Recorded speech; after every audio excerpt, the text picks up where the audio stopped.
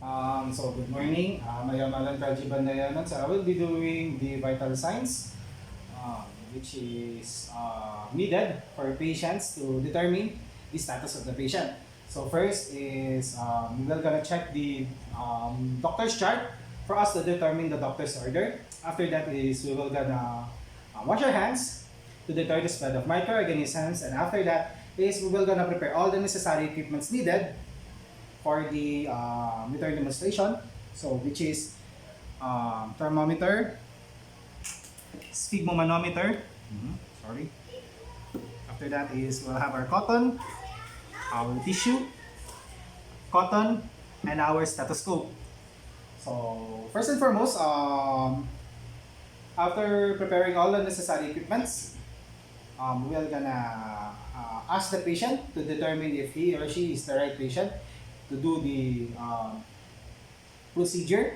And if he or she is the right person, we will gonna explain the procedure regarding for vital signs. So, sir, mamatala lang ako sa ba? Pilitin mo sir ka ba still? Still. So, sir, magkuha mo vital signs, sir. So, ang purpose sa vital signs, sir, ba kay magkuha ta na, sir, kay para ma-determine nato sa yung mga kakusgan sa mulawas ba kung sa paspas ba ng BP o sa kadako ng BP, kung sa kapaspas yung mga pulso, yung mga heart, kung sa kapaspas mo pitik. Also, i-check mo na to, sir, kung sa kapaspas po yung mga paghinga. So, sir, magsugod ako, sir, ha? Magkuha na ako ganun, sir. Mga gamit, na naman yung mga gamit, sir. Magkuha na ako vital signs, sir, ha? So, after explaining the procedure regarding to the procedures, we will have first is to check the temperature of the patient. So, in checking the temperature of the patient, first of all, we will gonna use a tissue paper and wipe the thermometer from bulb to the stem to ensure cleanliness of the thermometer. And after that is we will put the thermometer in an upward like placing for us to reach the central part of the axillary of the patient. So, sir, magpapawag thermometer, sir, ha? Parang hihibutan, sir. So, gano'n ako, sir, ha? And after it's being put, we're gonna turn on the thermometer and wait for 30 to 60 seconds for us to have the reading.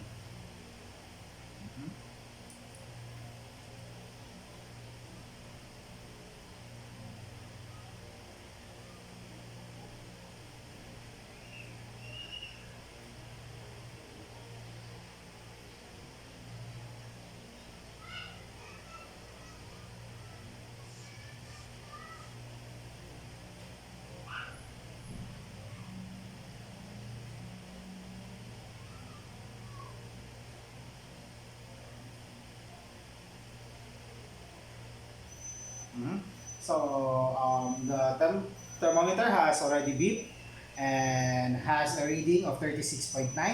So after this is we will gonna tell the patient the reading of the temperature.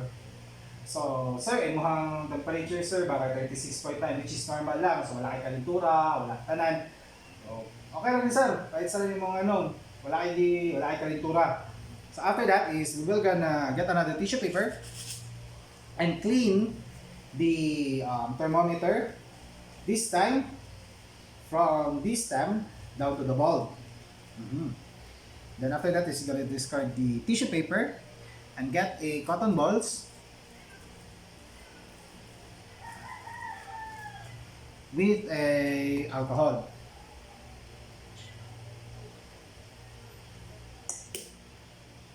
Right now we're gonna clean the bulb in a twisting motion for us to deter the spread of microorganisms for the thermometer and for also to have a clear reading for the next time of usage. After that is we're gonna turn off the thermometer, then put it in a safe place. So after that is we're gonna check the pulse rate of the patient. So first of all, in doing the pulse rate, we will gonna ask the patient if he or she is comfortable in placing her hands in his or her chest or on his or her stomach. So, sir, ano lang ako sa bana, if okay lang ba na ibutang mo mukha mo sa dughan nimo or sa tiyan nimo? Yan lang. Yes, tiyan lang. Sige sir, butang na natin mo sa mukha mo sa tiyan sir ha. So, after that is we will gonna use our two fingers and locate the pulse of the patient and get the reading for a minute. So, time starts now.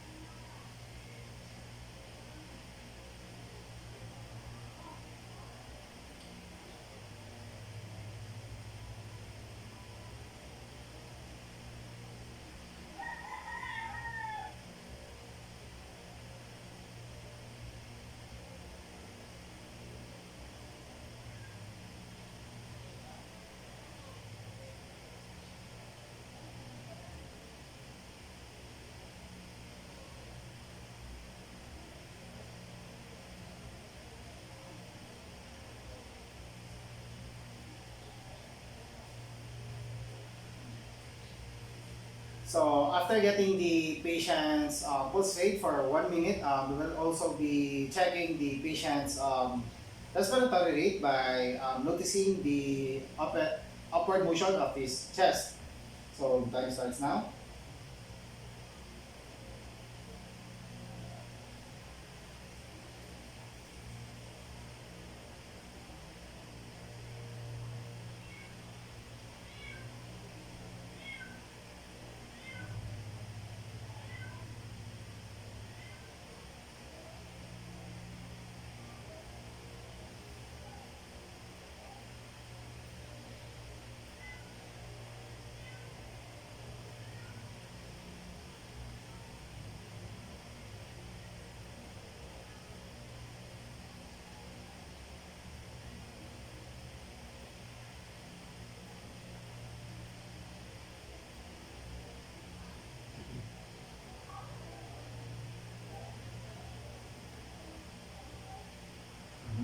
So we've already have the patient's respiratory rate and pulse rate. So we're gonna withdraw our hands and record the temperature, the pulse rate, and the respiratory rate of the patient. So after recording all the necessary information or documentation, we will say the respiratory rate of the patient and the pulse rate of the patient. So sir, yung respiratory rate sir ay 90, which is normal lang. 16 to 20 normal for the male adults. And also yung pulse rate sir ay nasa 62, 63, which is 62 deday, which is normal lang po.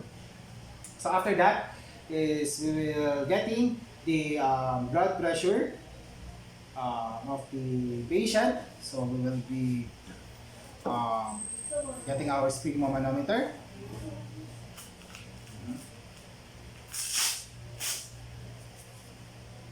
So first is we're gonna check if there's a air in the cuff. If there's air in the cuff, we need to deflate it for us to ensure a proper reading regarding for the blood pressure of the patient. So after that is we're gonna say to the patient that we will be doing the BP and inform inform him regarding to the procedure. So sir, magkuha ko BP sir ba? So more, baka ko ang BP sir dahil sa mga bukton mo sir. So mo, ano lang ko sir ha na, ano lang mo kamot sir ha, okay lang. Okay sir, ano lang ako sir ha. So right now, we will be putting the cuff on the patient's arm. So in putting the cuff, we will gonna put the cuff 2 inches above the antecubital fossa. Sir, ano sir ha? Ano sir?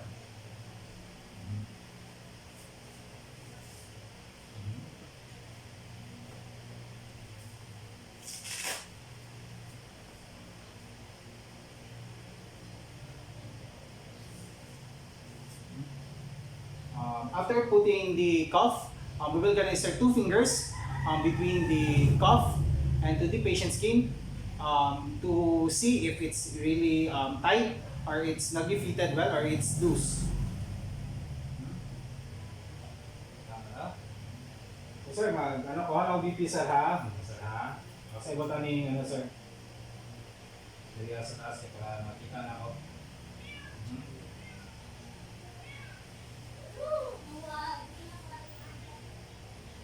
So now we'll be using our stethoscope. Check to see if the stethoscope works well, and also we will be warming the diaphragm of the stethoscope using our hands for the patient to not be shocked if it's too warm, too cold, because the diaphragm of the stethoscope is cold since it's metal. Now it's warm. We're gonna put our diaphragm to the patient's brachial artery.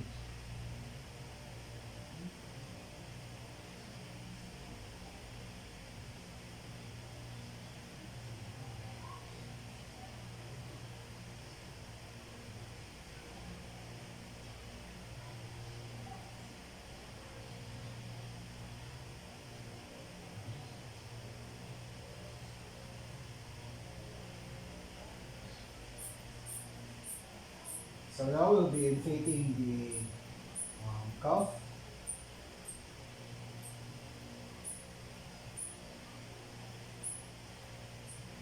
Slowly.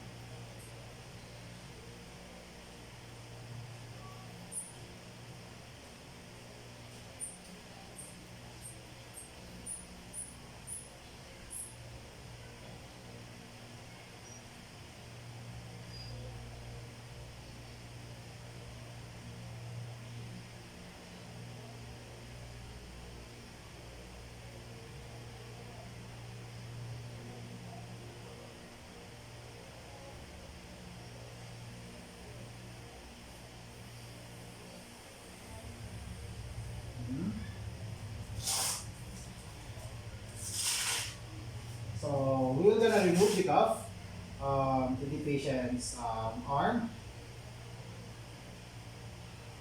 and say the patient's BP. So sir, ang imuhang BP sir kay 110/90, which is normal lang.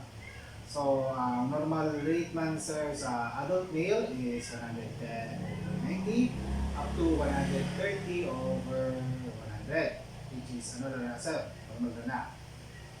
So after that is we will take down document the reading of the BP to the patient to the jot down notebook of ours. And after that is we will gonna take the cardiac rate of the patient by using our stethoscope. So first of all, we're gonna warm the diaphragm of our stethoscope for the patient to not be for the patient to have no alterations regarding to the cardiac rate due to the coldness of the diaphragm. Since it's warm, we will be telling the patient to if it's okay for him to raise the his shirt towards his chest area if it's for us to have a clear sight of the fifth intercostal space. So sir, okay na ba sir? Isakal yung mga t-shirt sir para makita na ko, para makuha na ko sir ang imuhang cardiac rate. Okay na ba sir? Okay na. Sige sir, pasakal ako sir. Salamat sir. And we're gonna put our diaphragm below on the patient's nipple or on the fifth intercostal space of the patient.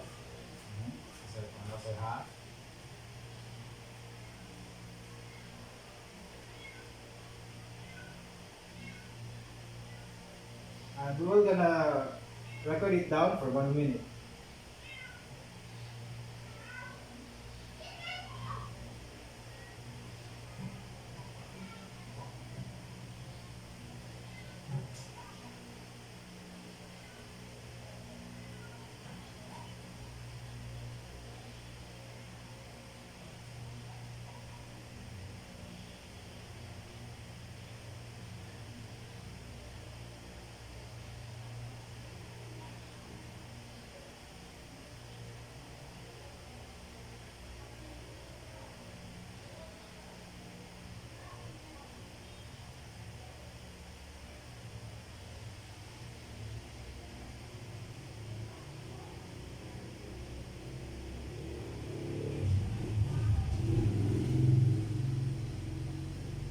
So now we have already done with the checking of the cardiac rate of the patient and have the reading.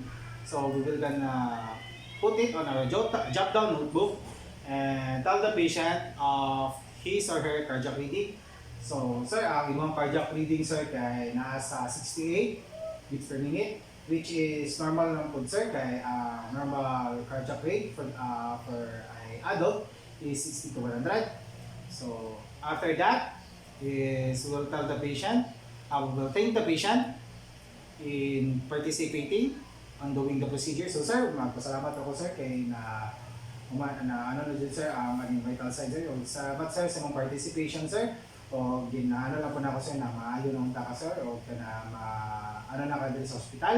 And after that is we will gonna do the aftercare on our equipments and all the stuffs that we have done. Then after that,